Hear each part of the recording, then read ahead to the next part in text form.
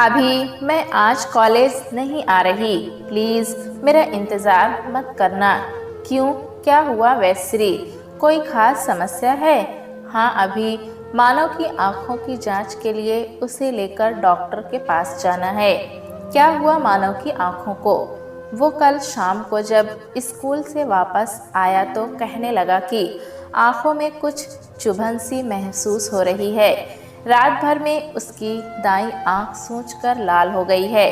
आज 11:30 बजे का डॉक्टर साकेत अग्रवाल से समय ले रखा है। मैं तुम्हारे साथ चलूं? नहीं, अभी माँ मेरे साथ जा रही हैं। डॉक्टर साकेत अग्रवाल के अस्पताल में मानव का नाम पुकारे जाने पर वेश्री अपनी माँ के साथ डॉक्टर के कमरे में गई। डॉक्टर साकेत ने जैसे ही वेश्री को देखा तो बस देखते ही रह गए। आज तक न जाने कितनी ही लड़कियों से उनकी अपने अस्पताल में और अस्पताल के बाहर मुलाकात होती रही, लेकिन दिल की गहराइयों में उतर जाने वाला इतना चित्ताकर्षक चेहरा साकेत की नज़रों के सामने से कभी नहीं गुजरा था। वेश्री ने डॉक्टर का अभिवादन किया तो वो अपने आप में पुनः वापस लौटे। अभिवादन का जवाब देते हुए डॉक्टर ने वेश्री और उसकी मां को सामने की कुर्सियों पर बैठने का इशारा किया।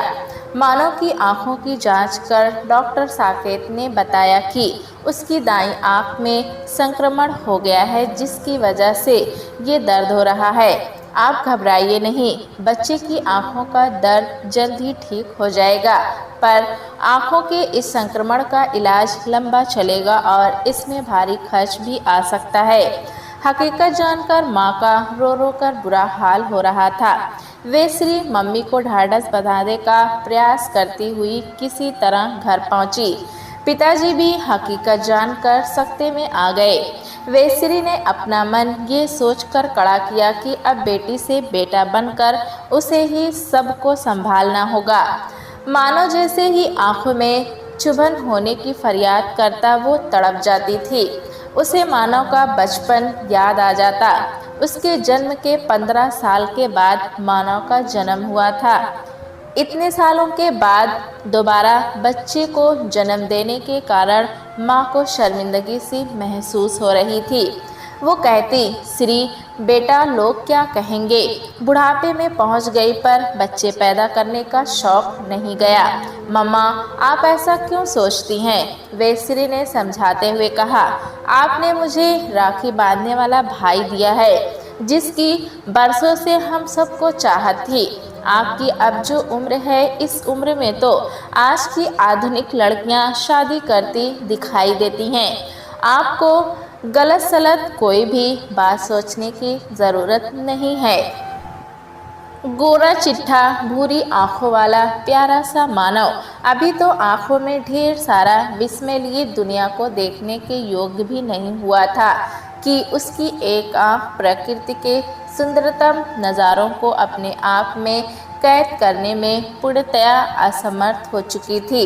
परिवार में सबकी आंखों का नूर अपनी खुद की आंखों के नूर से वंचित हुआ जा रहा था और वे कुछ भी करने में असमर्थ थे। वेश्री जी, कीटाणुओं के संक्रमण ने मानव की एक आंख की पुतली पर गहरा असर किया है और उसमें एक सफ़ेद धब्बा बन गया है, जिसकी वजह से उसकी आंख की रोशनी चली गई है। कम उम्र का होने के कारण उसकी सर्जरी संभव नहीं है। 15 दिन बाद जब वो मानव को लेकर चेकअप के लिए दोबारा अस्पताल गई, तब डॉक्टर साकेत ने उसे समझाते हुए बताया तो वो दम साधे उनकी बातें सुनती रही और मन ही मन सोचती रही कि काश कोई चमत्कार हो और उसका भाई ठीक हो जाए। लेकिन उचित समय आने पर हम आई बैंक से संपर्क करके मानव की आंख के लिए कोई डोनेटर ढूंढ लेंगे और जैसे ही वो मिल जाएगा सर्जरी करके उसकी आंख को ठीक कर देंगे। पर इस काम के लिए आपको इंतज़ार करना होगा। वेश्री भारी कदमों और उदास मन से वहाँ से चल दी तो उसकी उदासी भांप कर साकेत से रहा ना गया और एक डॉक्टर का फर्ज निभाते हुए उन्होंने समझाया, वैश्री जी, मुझे आपसे पूरी हमदर्दी है। आपकी हर तरह से मदद करके मुझे बेहद खुशी मिलेगी। प्लीज़ मेरी बात को आप अन्यथा ना लीजिएगा। ये बात मैं दिल से कह रहा हूँ। थैंक्स डॉक्टर साहब। उसे डॉक्टर साहब का सहानुभूति जताना उस समय सचमुच अच्छा लग रहा था। मानव की आंख का इलाज संभव तो था, लेकिन दुष्कर भी उतना ही था। समय एवं पैसा दोनों का बलिदान ही उसके इलाज की प्राथमिक शर्त बन गए थे। पिताजी अपनी मर्यादित आय में जैसे तैसे घर का खर्च चला रहे थे। बेटे की तकलीफ और उसके इलाज के खर्च ने उन्हें उम्र से पहले ही जैसे बूढ़ा बना दिया था। उनका दर्द महसूस कर वैश्री भी दुखी होती रहती। मानव की चिंता में उसने कॉलेज के अलावा और कहीं आना जाना कम कर दिया था। यहाँ तक कि अभी जिसे वो दिल की गहराइयों से चाहती थी, उससे भी जैसे वो कट कर रह गई थी। डॉक्टर साकेत अग्रवाल शायद उसकी मजबूरी को भांप चुके थे। उन्होंने वैश्री को ढांढस बंधाया कि वो पैसे की चिंता ना करे। अगर सर्जरी जल्द करनी पड़ी तो पैसे का इंतज़ाम वो खुद कर देंगे। निष्णात डॉक्टर होने के साथ साथ साकेत एक सहृदय इंसान भी हैं। दरअसल साकेत उम्र में वैश्री से 2-3 साल ही बड़े होंगे। जवान मन का तकाजा था कि वो जब भी वैश्री को देखते उनका दिल बेचैन हो उठता। वो हमेशा इसी इंतज़ार में रहते कि कब वो मानव को लेकर उसके पास आए और वो उसे जी भर कर देख सके। न जाने कब वैश्री डॉक्टर साकेत के हृदय सिंहासन पर चुपके से आकर बैठ गई। उन्हें पता ही नहीं चला। तभी तो साकेत ने मन ही मन फैसला किया था कि मानव की सर्जरी के बाद वो उसके माता पिता से उसका हाथ मांग लेंगे। उधर वैश्री डॉक्टर साकेत के मन में अपने प्रति उठने वाले प्यार की कोमल भावनाओं से पूरी तरह अनभिज्ञ थी।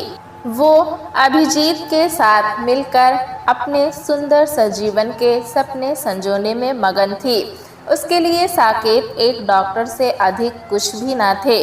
हाँ, वो उनकी बहुत इज्जत करती थी, क्योंकि उसने महसूस किया था कि डॉक्टर साकेत एक आकर्षक व्यक्तित्व के स्वामी होने के साथ साथ नेक दिल इंसान भी हैं। समय अपनी चाल से चलता रहा और देखते ही देखते 1.5 वर्ष का समय कैसे गुजर गया पता ही नहीं चला। एक दिन फ़ोन की घंटी बजी तो अभिजीत का फ़ोन समझकर वैश्री ने फ़ोन उठा लिया और हेलो बोली। वैश्री जी, डॉक्टर साकेत बोल रहा हूँ। मैंने ये बताने के लिए आपको फ़ोन किया है कि अगर आप मानव को लेकर कल 12 बजे के करीब अस्पताल आ जाएं तो बेहतर होगा। साकेत चाहता तो अपनी रिसेप्शनिस्ट से फ़ोन करवा सकता था, लेकिन दिल का मामला था, अतः उसने खुद ही ये काम करना उचित समझा। क्या कोई ख़ास बात है डॉक्टर साहब? वैश्री समझ नहीं पा रही थी कि डॉक्टर ने खुद क्यों उसे फ़ोन किया। उसे लगा ज़रूर कोई गंभीर बात होगी। नहीं, कोई ऐसी खास बात नहीं है। मैंने तो ये संभावना दर्शाने के लिए आपके पास फ़ोन किया है कि शायद कल मैं आपको एक बहुत बढ़िया खबर सुना सकूं, क्योंकि मैं मानव को लेकर बेहद सकारात्मक हूँ। धन्यवाद सर, मुझे खुशी है कि आप मानव के लिए इतना सोचते हैं। मैं कल मानव को लेकर ज़रूर हाजिर हो जाऊंगी। बाय। और वैश्री ने फ़ोन रख दिया। वैश्री की मधुर आवाज़ ने साकेत को तरोताज़ा कर दिया। उसके होठों पर एक मीठी मधुर मुस्कान फैल गई। मानव का चेकअप करने के बाद डॉक्टर साकेत वैश्री की ओर मुखातिब हुए। क्या मैं आपको सिर्फ श्री जी कहकर बुला सकता हूँ? डॉक्टर साकेत बोले, आपका नाम सुंदर होते हुए भी मुझे लगता है कि उसे थोड़ा छोटा करके और सुंदर बनाया जा सकता है। जी कहकर वैश्री भी हंस पड़ी। श्री जी, मेरे ख्याल से अब मानव की सर्जरी में हमें देर नहीं करनी चाहिए। और इससे भी अधिक खुशी की बात ये है कि एशियन आई इंस्टीट्यूट बैंक से हमें मानव के लिए योग्य डोनेटर मिल गया है। सच डॉक्टर साहब, मैं आपका ये ऋण कभी भी नहीं चुका सकूंगी। उसकी आंखों में आंसू उभर आए। डॉक्टर साकेत के हाथ मानव की आंख की सर्जरी सफलतापूर्वक संपन्न हुई। परिवार के लोग दमसादे उसकी आंख की पट्टी खुलने का इंतजार कर रहे थे। सर्जरी के तुरंत बाद डॉक्टर साकेत ने उसे बताया कि मानव की सर्जरी सफल तो रही, लेकिन उस आंख का विजन पूर्णतया वापस लौटने में कम से कम 6 महीने का वक्त और लगेगा। ये सुनकर उसे तकलीफ तो हुई थी, लेकिन साथ साथ ये तसल्ली भी थी कि उसका भाई फिर इस दुनिया को अपनी स्वस्थ आंखों से देख सकेगा। श्री जी, मैंने आपसे वादा किया था कि आपको कभी ना उम्मीद नहीं होने दूंगा। साकेत ने उसकी गहरी आंखों में झांकते हुए कहा, मैंने आपको दिया अपना वादा पूरा किया। वे श्री ने संकोच से अपनी पलकें झुका दी। फिर मिलेंगे, कुछ निराश भाव से डॉक्टर साकेत ने कहा और फिर मुड़कर चले गए। उस दिन एक लंबे अरसे के बाद वे श्री बिना किसी बोझ के बेहद खुश मन से अभिजीत से मिली। उसे तनाव रहित और खुशहाल देखकर अभी को भी बेहद खुशी हुई। अभी कितने लंबे अरसे के बाद आज हम फिर मिल रहे हैं, क्या तुम खुश नहीं? श्री ने उसका हाथ अपने हाथ में थामकर उष्मा से दबाते हुए पूछा। ऐसी बात नहीं, मैं तुम्हें अपने इतने नज़दीक पाकर बेहद खुश हूँ। खैर, मेरी बात जाने दो, मुझे ये बताओ अब मानव कैसा है? वो ठीक है? उसे एक नेक डोनेटर मिल गया जिसकी बदौलत वो अपनी नन्ही नन्ही आँखों से अब सब कुछ देख सकता है। आज मुझे लगता है जैसे उसे नहीं, मुझे आँखों की रोशनी वापस मिली हो।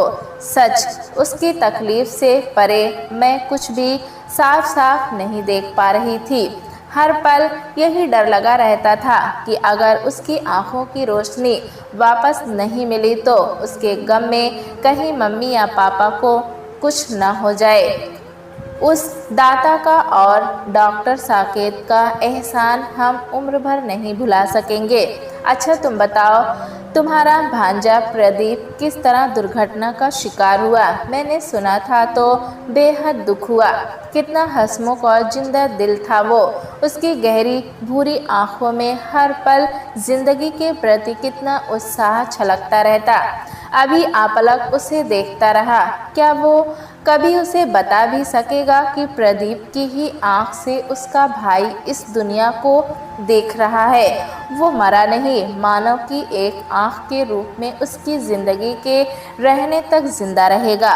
वो बोझिल स्वर में वेश्री को बताने लगा। प्रदीप अपने दोस्त के साथ कल हो न हो फिल्म देखने जा रहा था। हाईवे पर उनकी मोटरसाइकिल फिसलकर बस से टकरा गई। उसका मित्र जो मोटरसाइकिल चला रहा था वो हेलमेट की वजह से बच गया और प्रदीप ने सिर से पिछले हिस्से में आई चोट की वजह से गिरते ही वहीं उसी पल दम तोड़ दिया।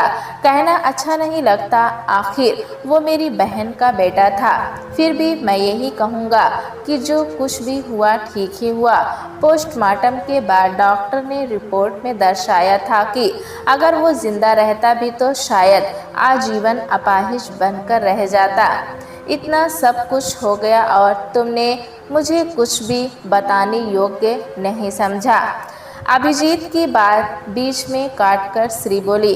श्री, तुम वैसे भी मानव को लेकर इतनी परेशान रहती थी। तुम्हें ये सब बताकर मैं तुम्हारा दुख और बढ़ाना नहीं चाहता था।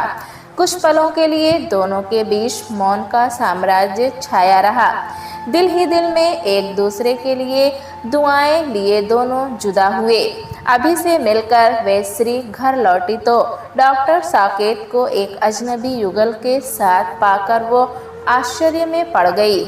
नमस्ते डॉक्टर साहब, श्री ने साकेत का अभिवादन किया। प्रत्युत्तर में अभिवादन कर डॉक्टर साकेत ने अपने साथ आए युगल का परिचय करवाया। श्री जी, ये मेरे बड़े भैया आकाश एवं भाभी विश्वा हैं और आप सबसे मिलने आए हैं। भाभी, ये श्री जी हैं। विश्वा भाभी उठ खड़ी हुई और बोली, आओ श्री, हमारे पास बैठो। उन्हें भी श्री पहली ही नज़र में पसंद आ गई।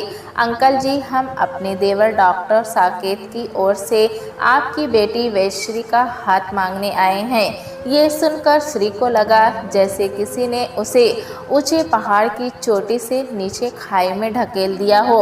उसे अपने कानों पर विश्वास नहीं हुआ कि जो वो सुन रही है वो सच है या फिर एक अवांछनीय सपना। भाभी का प्रस्ताव सुनते ही श्री के माता पिता की आंखों में एक चमक आ गई। उन्होंने तो कभी सपने में भी नहीं सोचा था कि उनकी बेटी के लिए इतने बड़े घराने से रिश्ता आएगा। क्या हुआ श्री, तुम हमारे प्रस्ताव से खुश नहीं? श्री के चेहरे का उड़ा हुआ रंग देखकर भाभी ने पूछा। साकेत और आकाश दोनों ही उसे देखने लगे। साकेत का दिल ये सोचकर तेजी से धड़कने लगा कि कहीं श्री ने इस रिश्ते से मना कर दिया तो। नहीं भाभी जी, ऐसी कोई बात नहीं। दरअसल आपका प्रस्ताव मेरे लिए अप्रत्याशित है, इसीलिए कुछ पलों के लिए मैं उलझन में पड़ गई थी, पर अब मैं ठीक हूँ। जबरन मुस्कुराते हुए वैश्री ने कहा, मैंने तो साकेत को सिर्फ एक डॉक्टर के नज़रिए से देखा था। सच तो ये है श्री की, जिस दिन तुम पहली बार मेरे अस्पताल में अपने भाई को लेकर आई थी, उसी दिन तुम्हें देखकर मेरे मन ने मुझसे कहा था कि तुम्हारे योग्य जीवन साथी की तलाश आज खत्म हो गई है। और आज मैं परिवार के सामने अपने मन की बात रखकर तुम्हें अपना जीवन साथी बनाना चाहता हूँ। अब फैसला तुम्हारे ऊपर है। साकेत, मुझे सोचने के लिए कुछ वक्त दीजिए प्लीज़। मैंने आपको आज तक उस नज़रिए से कभी देखा ही नहीं, इसलिए उलझन में हूँ कि मुझे क्या फ़ैसला लेना चाहिए। क्या आप मुझे कुछ दिन का वक्त दे सकते हैं? वैश्री ने उनकी ओर देखते हुए दोनों हाथ जोड़ दिए। ज़रूर।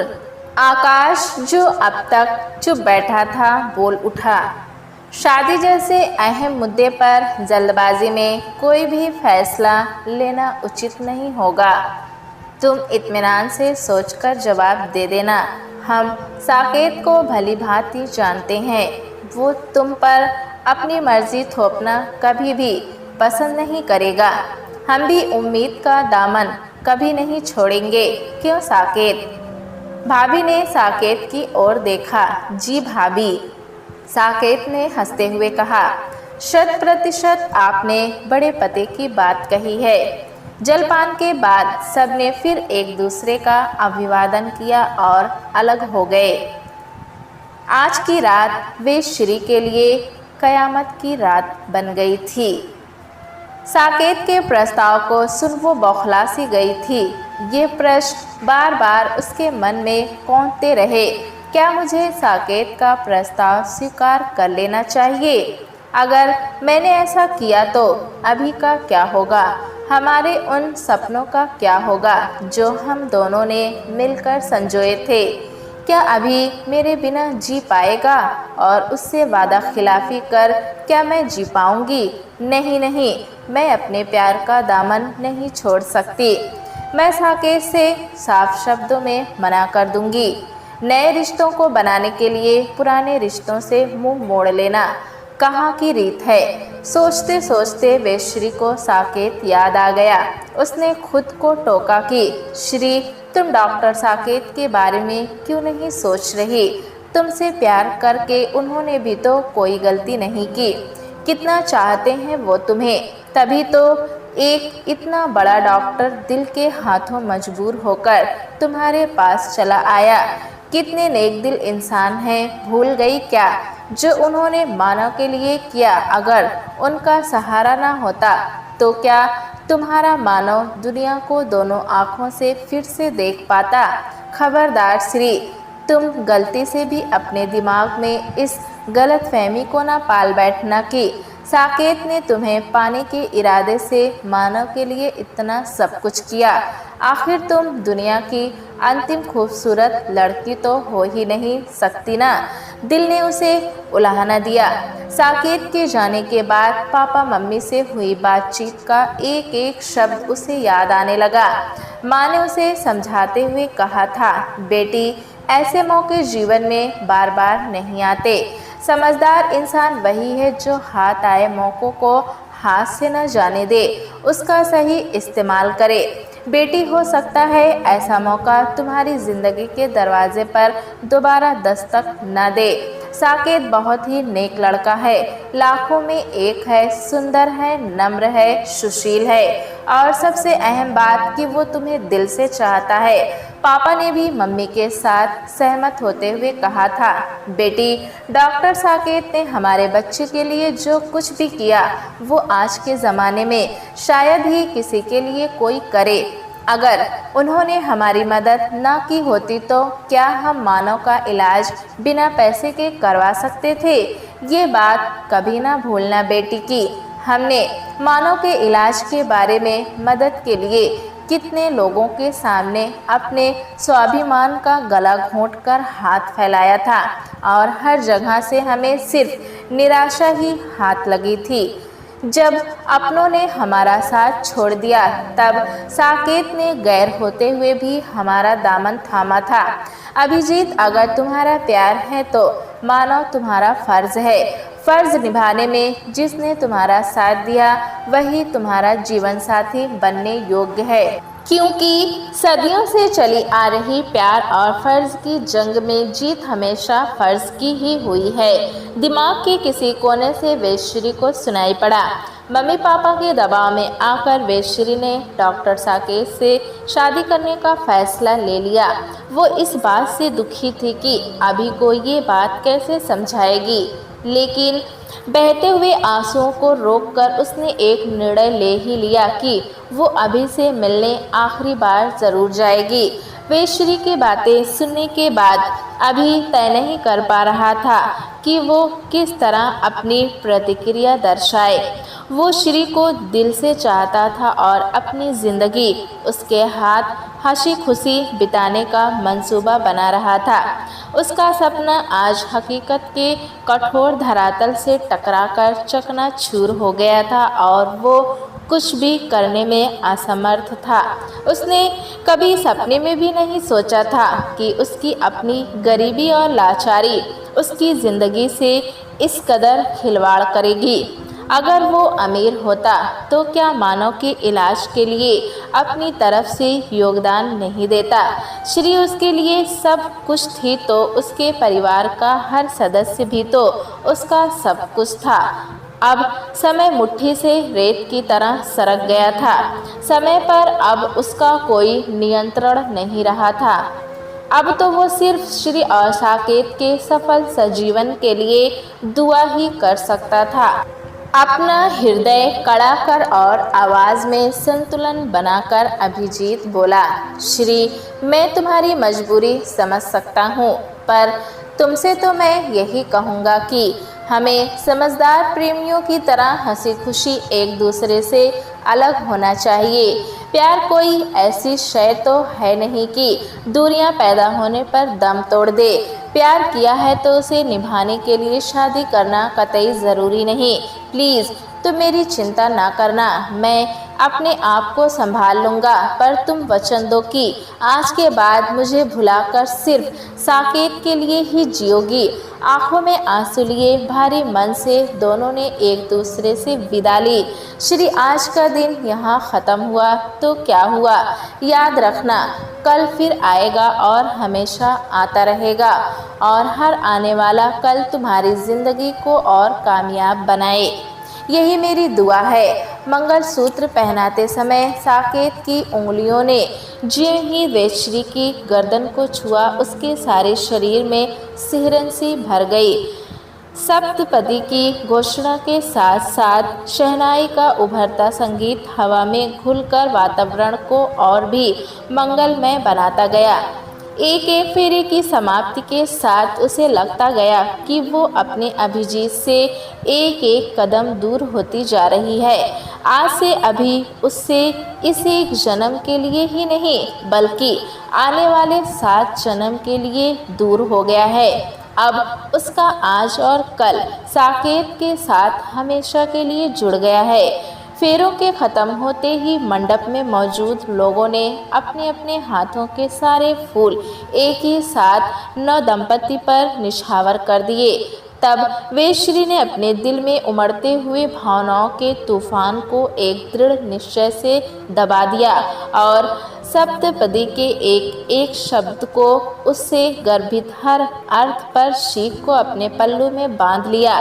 उसने मन ही मन संकल्प किया कि वो अपने विवाहित जीवन को आदर्श बनाने का हर संभव प्रयास करेगी, क्योंकि वो इस सच को जानती थी कि औरत की सार्थकता कार्युष दासी कर्मयुषी मंत्र भोज्युषी माता और शयनेषु रंभा के 4 सूत्रों के साथ जुड़े हर कर्तव्य बोध में समाई हुई है। सुहाग सेज पर सिकड़ी बैठी वेश्री के पास बैठकर साकेत ने कोमलता से उसका चेहरा ऊपर की ओर इस तरह उठाया कि साकेत का चेहरा उसकी आंखों के बिल्कुल सामने था। वो धड़कते हृदय से अपने पति को देखती रही, लेकिन उसे साकेत के चेहरे पर अभी का चेहरा क्यों नजर आ रहा है। उसे लगा जैसे अभी कह रहा हो, श्री आखिर दिखा दिया ना अपना स्त्री चरित्र, धोखेबाज, मैं तुम्हें कभी क्षमा नहीं करूँगा। और घबराहट के मारे वेश्री ने अपनी पलकें भींचकर बंद कर ली। क्या हुआ श्री, तुम्हारी तबीयत तो ठीक है ना? साकेत उसकी हालत देखकर घबरा गया। नहीं नहीं, बिल्कुल ठीक हूँ, आप चिंता ना करें। पहली बार आज आपने मुझे इस तरह छुआ ना, इसलिए पलकें स्वतः शर्मा कर झुक गई, कहकर वो अपनी घबराहट पर काबू पाने का निरर्थक प्रयास करने लगी। मन में एक निश्चय के साथ श्री ने अपनी आंखें खोल दी और चेहरा उठाकर साकेत को देखने लगी। अब मैं ठीक हूँ साकेत, पर आपसे कुछ कहना चाहती हूँ। प्लीज़ मुझे एक मौका दीजिए। मैं अपने मन और दिल पर एक बोझ महसूस कर रही हूँ, जो आपको हकीकत से वाकिफ़ कराने के बाद ही हल्का हो सकता है। किस बोझ की बात कर रही हो तुम? देखो, तुम अपने आप को संभालो और जो कुछ भी कहना चाहती हो खुलकर कहो। आज से हम नया जीवन शुरू करने जा रहे हैं और ऐसे में अगर तुम किसी भी बात को मन में रखकर दुखी होती रहोगी तो मुझे अच्छा नहीं लगेगा। साकेत, मैंने आपसे अपनी ज़िंदगी से जुड़ा एक गहरा राज छिपा कर रखा है और ये छल नहीं तो और क्या है। फिर वो अभिजीत और अपने रिश्ते से जुड़ी हर बात साकेत को बताती चली गई। साकेत, मैं आपको वचन देती हूँ कि मैं अपनी ओर से आपको शिकायत का कोई भी मौका नहीं दूंगी। अपनी बात खत्म करने के बाद भी वो रो रही थी। गलत बात है श्री, आज का ये विशेष अवसर और उसका हर पल हमारी ज़िंदगी में पहली और आखिरी बार आया है। क्या इन अद्भुत पलों का स्वागत आंसुओं से करोगी? साकेत ने प्यार से उसका चेहरा अपने हाथों में ले लिया। रही बात तुम्हारे और अभिजीत के प्रेम की, तो वो तुम्हारा अतीत था और अतीत की धूल को उड़ाकर अपने वर्तमान को मैला करने में मैं विश्वास नहीं रखता। भूल जाओ सब कुछ। वो रात उनकी ज़िंदगी में अपने साथ ढेर सारा प्यार और खुशियाँ लिए हुए आई। साकेत ने उसे इतना प्यार दिया कि उसका सारा डर, घबराहट, कमज़ोर पड़ता हुआ आत्मविश्वास उस प्यार की बाढ़ में तिनका तिनका बनकर बह गया। बसंत पंचमी का शुभ मुहूर्त वेश्री के जीवन में एक कभी ना खत्म होने वाली बसंत को साथ ले आया, जिसने उसके जीवन को भी फूलों की तरह रंगीन बना दिया। क्योंकि साकेत एक अच्छे पति होने के साथ ही एक आदर्श जीवन साथी भी साबित हुए। पहले दिन से ही श्री ने अपनी कर्तव्य निष्ठा द्वारा घर के सभी सदस्यों को अपना बना लिया था। समय के पंखों पर सवार दिन महीनों में और महीने सालों में तब्दील होते गए। 5 साल यूं गुजर गए मानो 5 दिन हुए हों। इन 5 सालों में वैश्री ने जुड़वा बेटियां ऋचा एवं तान्या तथा उसके बाद रोहन को जन्म दिया। ऋचा व तान्या 4 वर्ष की हो चली थी और रोहन अभी 3 महीने का ही था। साकेत का प्यार, 3 बच्चों का स्नेह और परिवार के प्रति कर्तव्य निष्ठा, यही उसके जीवन की सार्थकता के प्रतीक थे। साकेत की दादी दुर्गा माँ सुबह जल्दी उठ जाती थीं। उनके स्नान से लेकर पूजा घर में जाने तक सभी तैयारियों में श्री का सुबह का वक्त कब निकल जाता पता ही नहीं चलता था। उसके बाद माँ, बाबूजी, साकेत तथा भैया भाभी बारी बारी उठकर तैयार होते। फिर अनिकेत और आस्था की बारी आती। सभी के नहा धोकर अपने अपने कामों में लग जाने के बाद श्री अपना भी काम पूरा करके दुर्गा माँ की सेवा में लग जाती। अनिकेत एवं आस्था तो भाभी के दीवाने थे। हर पल उसके आगे पीछे घूमते रहते। उनकी हर ज़रूरत का ख्याल रखने में श्री को बेहद सुख मिलता। श्री एवं अनिकेत दोनों की उम्र में बहुत फर्क नहीं था। अनिकेत ने MBA की डिग्री प्राप्त की थी। अब वो अपने पिता एवं बड़े भाई के व्यवसाय में हाथ बटाने लगा था, लेकिन अपनी हर छोटी बड़ी ज़रूरतों के लिए श्री पर ही निर्भर रहता था। वो उससे मजाक में कहती भी थी, अनिकेत भैया, अब आपकी भाभी में आपकी देखभाल करने की शक्ति नहीं रही। जल्द ही हाथ बटाने वाली ले आइए, वरना मैं अपने हाथ ऊपर कर लूँगी। आस्था का कहना था कि जिस घर में इतनी प्यारी भाभी बसती हो, उस घर को छोड़कर मैं तो कभी नहीं जाने वाली। फिर भाभी के गले में बाहें डालकर झूल जाती। वे श्री के खुशहाल परिवार को एक ही ग्रहण वर्षों से खाए जा रहा था कि विश्वा भाभी की गोद अब तक खाली थी।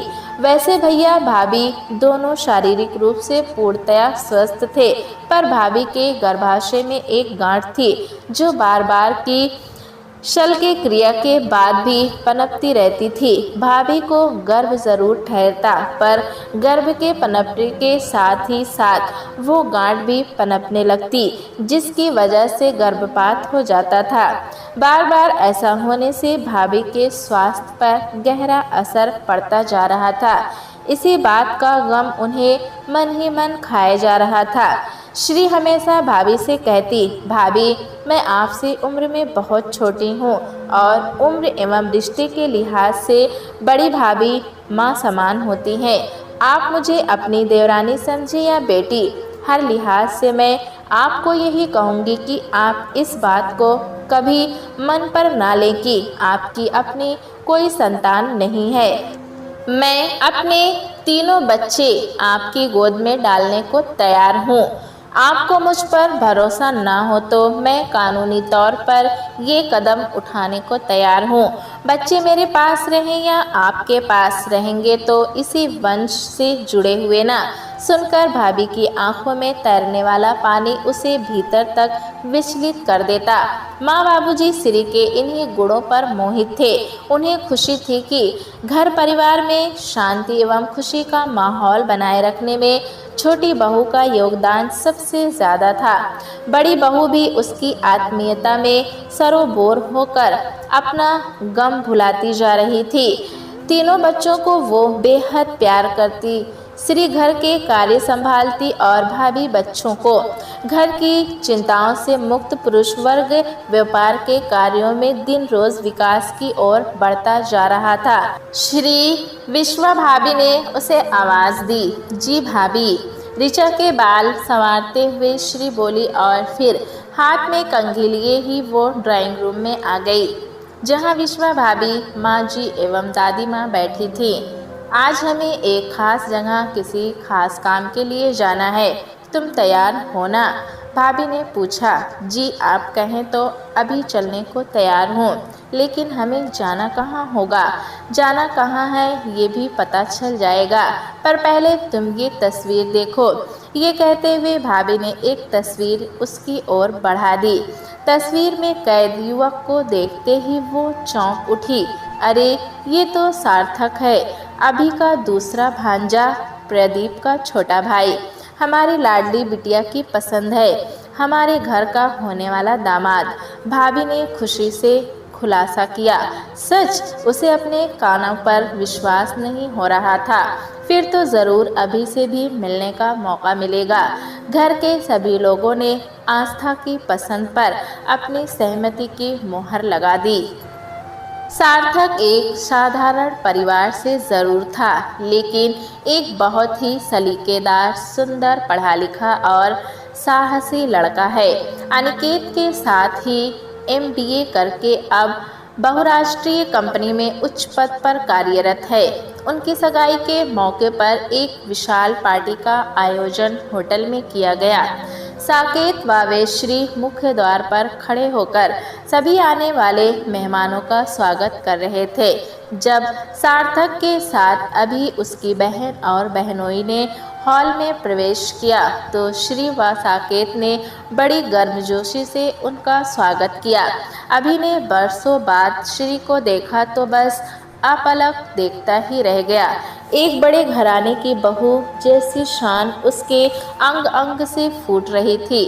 साकेत के साथ उसकी जोड़ी इतनी सुंदर लग रही थी कि अभी ये सोचने पर मजबूर हो गया कि उसने वर्षों पहले जो फैसला श्री की खुशी के लिए लिया था वो उसकी जिंदगी का सर्वोत्तम फैसला था।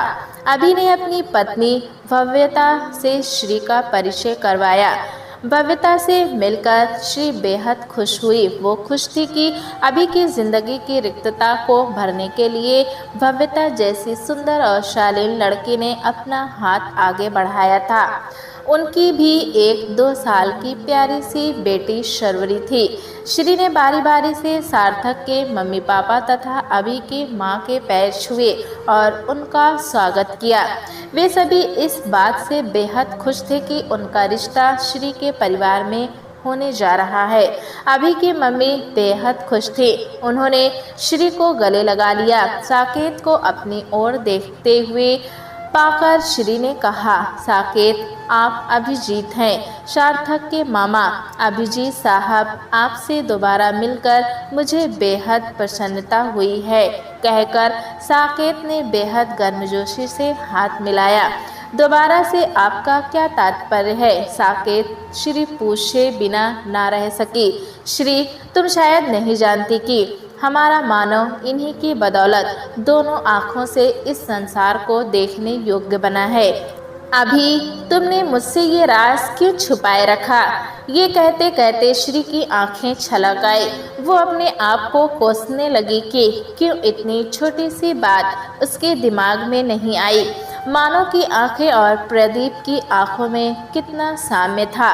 उसकी आंखों का रंग सामान्य व्यक्ति की आंखों के रंग से कितना अलग था। तभी तो मानव की सर्जरी में इतना अरसा लग गया था। क्या प्रदीप की आंख न मिली होती तो उसका भाई, इसके आगे वो सोच ही नहीं पाई। श्री, आज के इस खुशी के माहौल में आंसू बहाकर अपना मन छोटा ना करो। ये कोई इतनी बड़ी बात तो थी नहीं।